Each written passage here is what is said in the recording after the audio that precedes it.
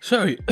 Welcome to the Heavy Spoilers Show. I'm your host Definition, aka Tiny Dick Grayson, and this video we're breaking down a big Batman theory and a lot of cool little updates on the film. This includes Easter eggs, Batsuit details, Batcave rumours, and a lot more. We will be talking about some of the plot leaks for the first hour of the movie, so if you don't want anything ruined, then I highly recommend that you grapnel boost yourself out of here. If you enjoyed the video, then please punch that thumbs up button, and as always, make sure you subscribe to the channel for videos like this every day. I'm keeping the intro very short so we can get right into the news, so sit back, shut the hell up, thank you for clicking this, and let's get into the breakdown. Okay, so last Friday it was announced by Deadline that HBO Max were working on a show that would centre around the Gotham City Police Department. Movie maker Matt Reeves is officially heading up the project, and the TV show will be a direct tie-in with his up-and-coming Robert Battinson movie. The show is currently being written by Broadwalk Empire creator Terrence, and according to Deadline, it will build upon the film's examination of the corruption in Gotham. Terrence was also part of the Sopranos, so he's had a very esteemed career, and with this being an HBO property, you can expect high quality production values, an incredible 8 seasons, and for them to just completely ruin it in the final 3 episodes. I'll never forgive you, Dumb and Dumber. Now, this apparently is the first project as part of Matt Reeves' overall deal with Warner Bros. Television, so there's a lot of other things that could be coming our way down the line. As I'm sure you can tell, I'm very excited as there's a lot of things to look forward to, and just before we get into our theory, Reeves said this on the project. This is an amazing opportunity, not only to expand the vision of the world I'm creating in the film, but to explore it in the kind of depth and detail that only a long form format can afford. And getting to work with the incredibly talented Terrence, who's written so insightfully and powerfully about worlds of crime and corruption, is an absolute dream. And I also love the Heavy Spoilers Show, so clearly everyone is very excited, and hopefully we get something akin to Agents of S.H.I.E.L.D. where the films directly influence the events of the show and more. Now what this opens us up to is a lot of possibilities and how they can build the world around the movie. We did hear a lot of rumours circulating around the film that in addition to Penguin, Riddler and Catwoman, there would be appearances by Firefly, the Mad Hatter, and even a hint at the Joker and Harvey Dent. When I first came across those rumours, I did think that there may be far too many villains to have in one film, and didn't know how Reeves would actually manage to pull off all of the complexities that introducing all these different aspects of the world would entail. I just brushed them to the side as being potentially fake news. However, in light of the TV show, I think that it gives us the perfect opportunity to have a multitude of villains that can have cameo-like roles for the movie before getting full scenes in the TV show. So, when Gil Coulson, aka the DA in the film, gets off by the Riddler, and again I did say spoilers, we could get a glimpse at Harvey Dent, who then becomes a fully fledged character in the HBO Max show, letting us get to know Harvey on a personal level like never before he eventually becomes Two-Face. If you read the graphic novel series Gotham Central, which the show is reportedly based upon, then you'll know there's a lot of potential avenues they can take it. I've not read the entire collection, but I did get up to volume 3, and I absolutely loved it. There's an incredible Mr. Freeze story in there that would be ice to see play out in live action, and yeah, hopefully it'll be hot enough to unthaw even the coldest of hearts. Now, another theory that I have is that this may actually start off as a prequel initially, before becoming fully integrated into the universe for seasons down the line.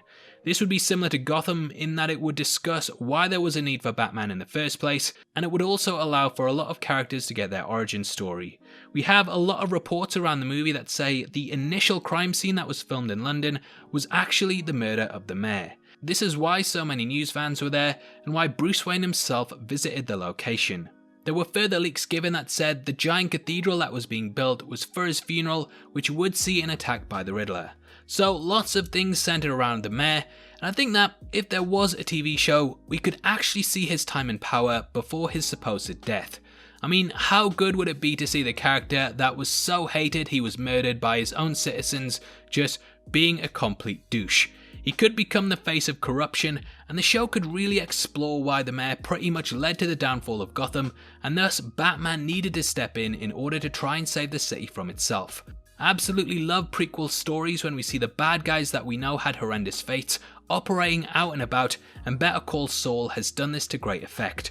So I actually think that the mayor may become one of the big villains in the TV show, and we will see a young up-and-coming Gordon having to deal with this. Jeffrey Wright is of course no stranger to HBO shows, and he's done a great job in Westworld recently. I really think there's a lot to look forward to, and obviously I'll keep you up to date with the show as we get more news on it.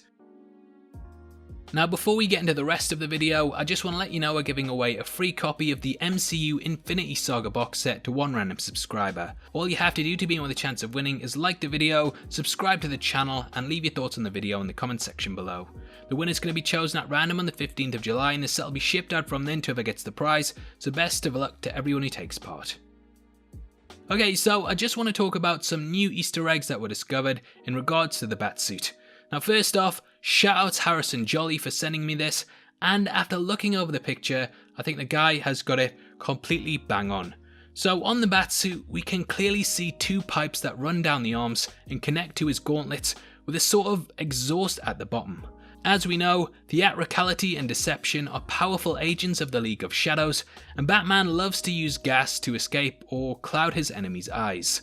These pipes definitely seem like they're built to deploy gas rather than the typical bombs that the character uses, and bats off to anyone who spotted this. In addition to these, Twitter account The Bat Source also put together a number of Easter eggs that have been spotted, so I just thought I'd go over them in case you haven't come across them so far.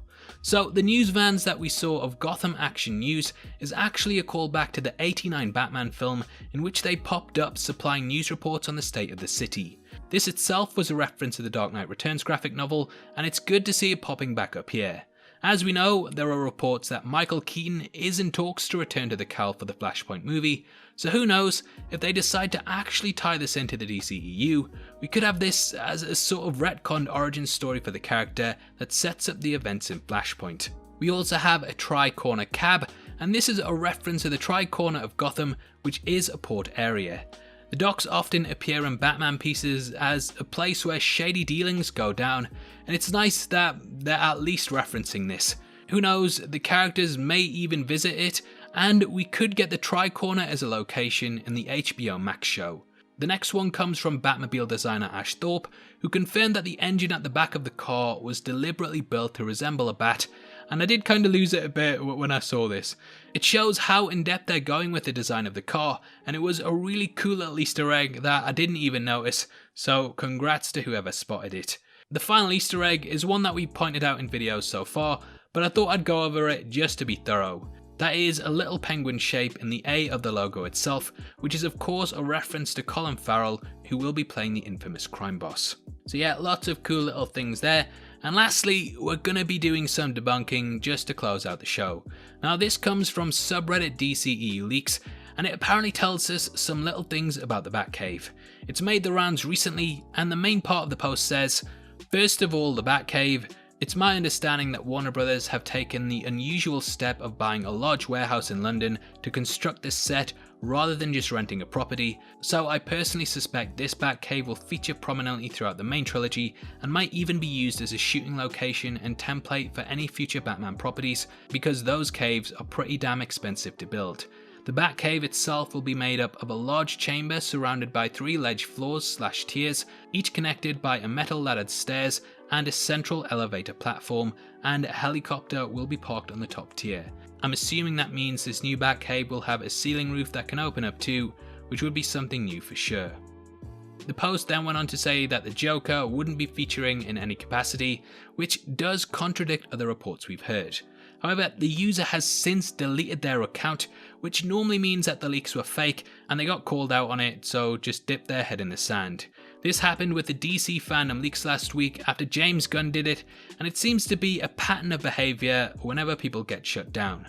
So I would say that if this post is integrated into any other reports going forward, just don't take it as a given, because it's probably been made up due to the actions of the poster. It's a shame there's so many leaks knocking about, but you know, we're trying to be the world's greatest detective here, so I'll always do my best to tell you when something just sounds a bit fishy. Anyway, that's the news this week, and as always, make sure you subscribe, as every week we drop new videos on Batman, same bat time, same bat channel. Now obviously I'd love to hear your thoughts on the series. our theories, and everything mentioned in the video, so make sure you comment below and let us know. If you enjoyed this and want something else to watch, then make sure you check out our debunking of the DC fandom leaks, which will be linked at the end. If you want to support the channel and get to see content early, then please consider clicking the join button, and you can also come chat to us on our Discord, link below, or at Heavy Spoilers on Twitter. Thanks for making it until the end of the video. You've been the best, I've been Definition, and I'll see you next time. Take care. Peace. I don't know what that was.